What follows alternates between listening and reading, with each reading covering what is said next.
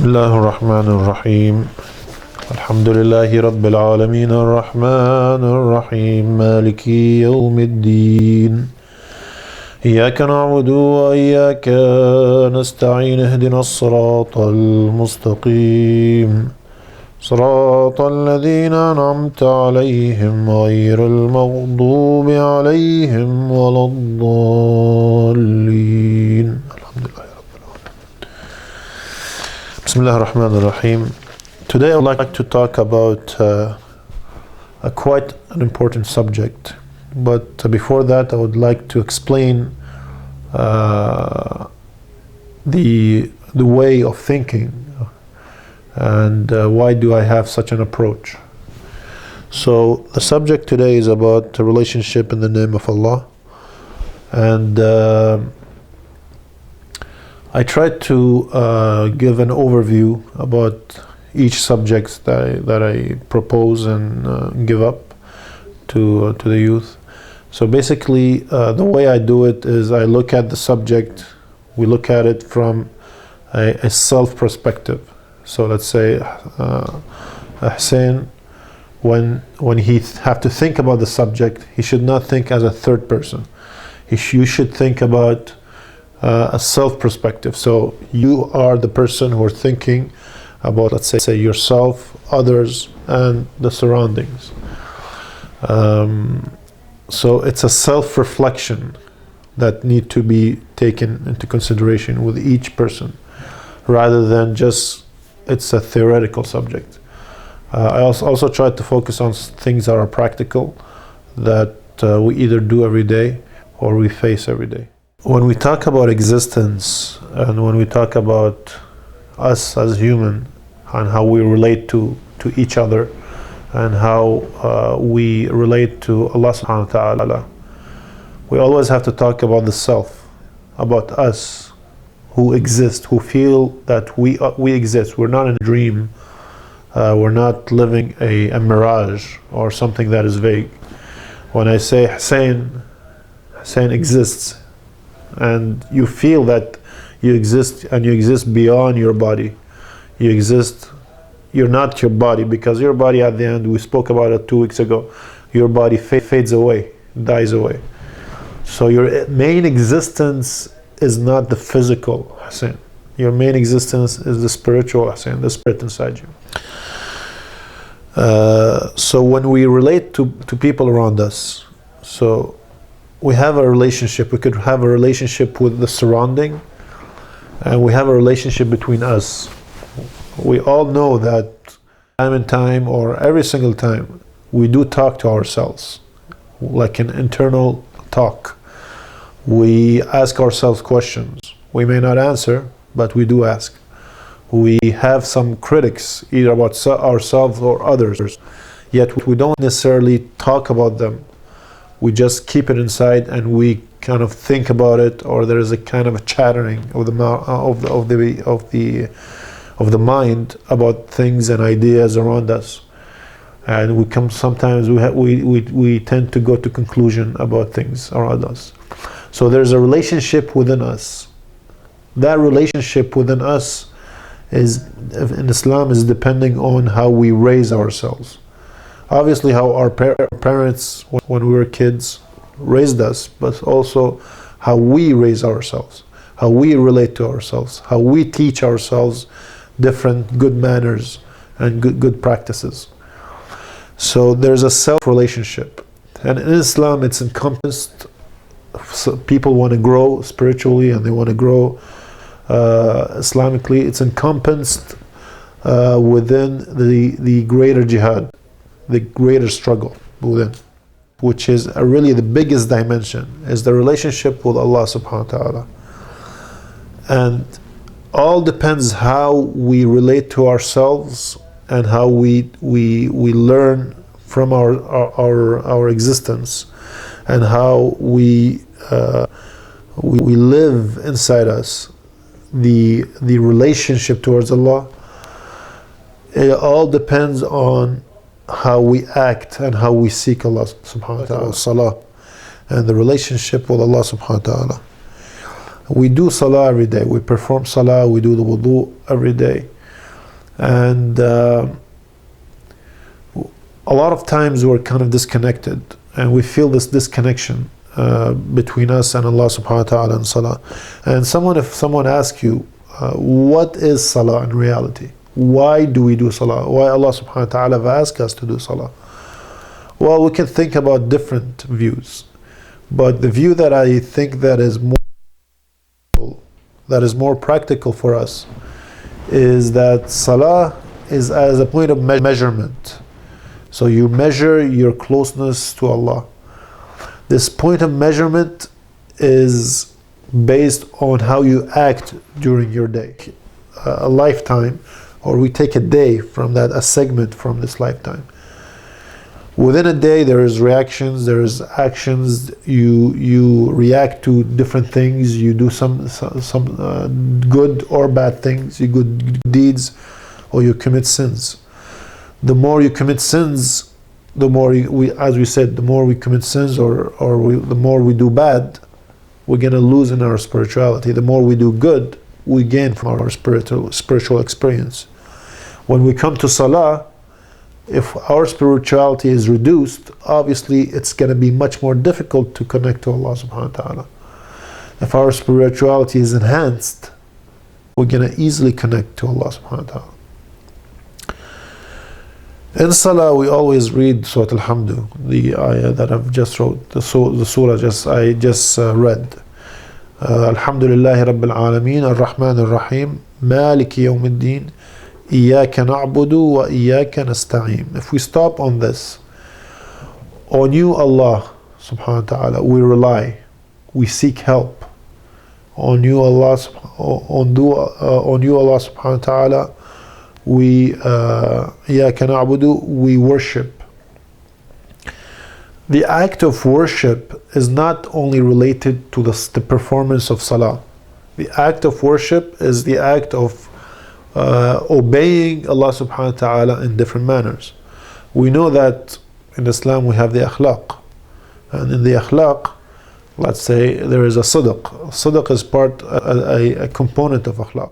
We do sidq, we're actually doing a virtue. If we do kidhb, we're doing a sin or a vice. So when we do sidq, as I said, the spirituality enhances. So in a day scenario, if we go towards a day scenario, and let's say one of the scenarios happened to me, and I either say the truth or I would lie. Which one would I choose? If I say the truth, obviously there could be some calamities. There's a repercussion because I said something truth, and the other party or the other person did not like it or whatever. But regardless, I said the truth. I lived reality. I lived truthfulness. I lived a virtue. And when you live a virtue, you enhance. So when you come to salah and you recite Surah Al-Fatiha, and you say that, okay, Iyaka na'budu wa iyaka nasta'in, actually you are doing it in your daily life. Yani when you say I worship Allah, I worship you Allah. So when you say I worship you Allah, you have to be worshiping Allah in your daily life. Sometimes we do salah just on physically, and we do all these ruku' and sujood, and we go up and down, and at the end we haven't learned from it a lot. Yet when we do salah physically and spiritually, we have to take into account the words that we say. So when we say that we worship Allah subhanahu wa ta'ala, then we have to practically in our daily life or in our day, we have to worship Allah. And how should we worship Allah? Is by doing the virtues, al-akhlaq, by acting on the virtues. If there is a moment that I need to say the truth, I need to say the truth. If there is a moment that I need to do birr lil-walidain, I have to do birr lil-walidain. And if there is a moment that I need to do some sabr, some patience, I need to do that patience.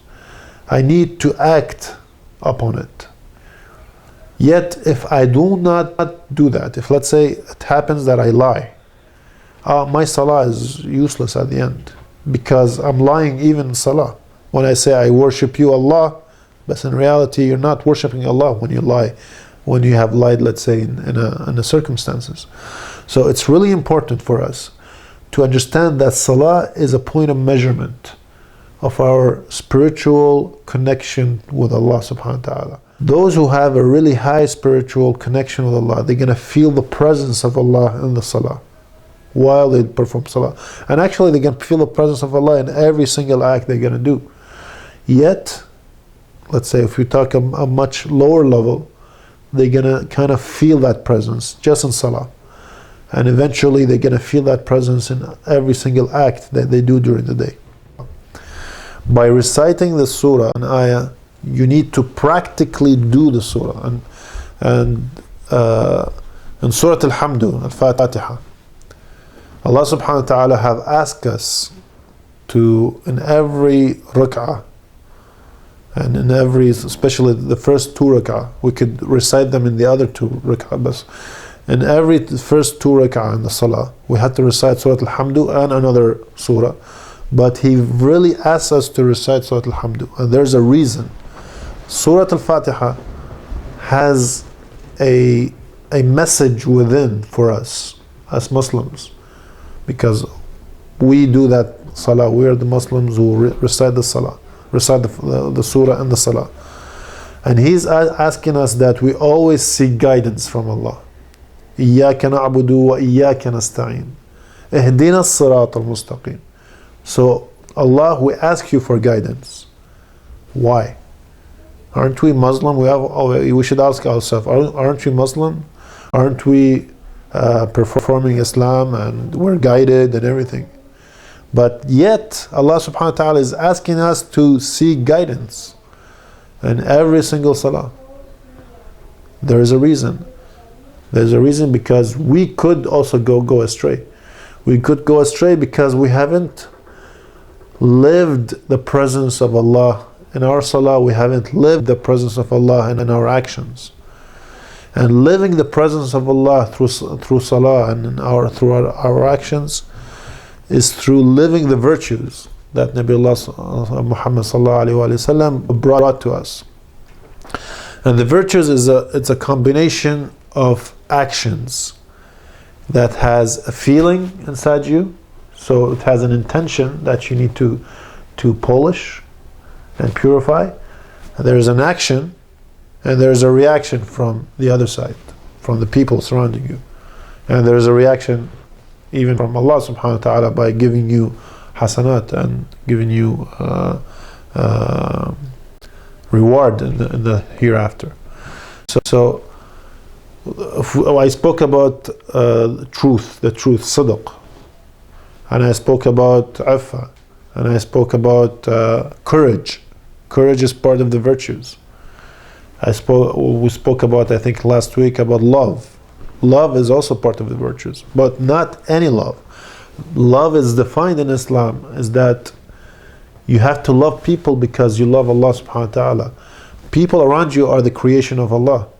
Once you love, let's say if I love Hussein because he has a good manner, because Hussein lives Allah subhanahu wa ta'ala. If I love Laith because Laith is a good person, he's a person that seek Allah subhanahu wa ta'ala. Because Allah subhanahu wa ta'ala have brought Laith into this earth, and Laith is exhibiting good actions and good manner.